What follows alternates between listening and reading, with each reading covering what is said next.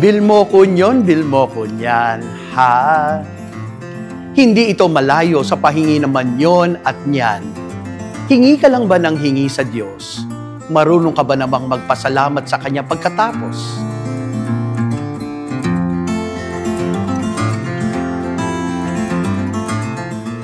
Ano ang madalas sa iyong panalangin?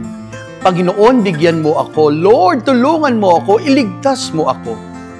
Walang masama rito, sapagkat anak tayo ng Diyos. Siya ang Diyos na handang makinig. Sabi nga ni Jesus, "For everyone that asks receives, and he that seeks finds, and to him that knocks it shall be opened." Nakikinig ang Diyos. Gayunpaman, ang problema ay hanggang hingi lang ang iba, nakakalimutang magpasalamat.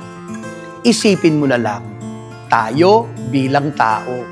Kapag lagi kang hingi ng hingi, nang hindi naman marunong magpasalamat, ano ang mararamdaman? Mapapagod ka, maiinis ka pa, at baka sa bandang huli ay mawalan pa ng gana. Anong akala nila? Nakatagpo ng genie? Thanks be to God, hindi ganito ang Diyos. One thing for sure, God does not need our praise. God is self-sufficient and lacks nothing.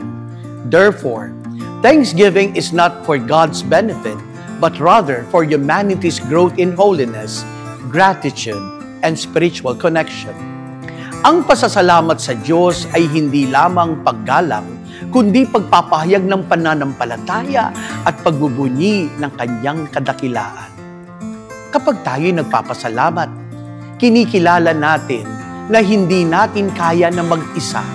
Kailangan natin ang Diyos. Lahat ng bagay ay biyaya. Kapag ginusto ng Diyos na bibigyan ka, hindi ito automatic.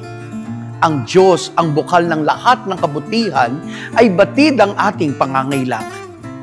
Sa Ebanghelyo, may 10 ketongin na lumapit kay Jesus upang humingi ng awa. Sa kanyang habag, sila'y pinagaling. Ngunit isa lamang ang bumalik upang magpasalamat. At ang ketonging iyon ay isang banyaga pa, isang Samaritano.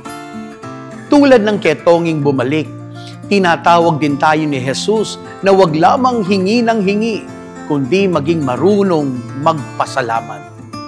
Ang salamat, Panginoon, ay isa sa magandang panalangin dapat sambitin araw-araw. Amen. Ako po muli si Father Ramil D. Tapang, SSP, ng Hello, Halo,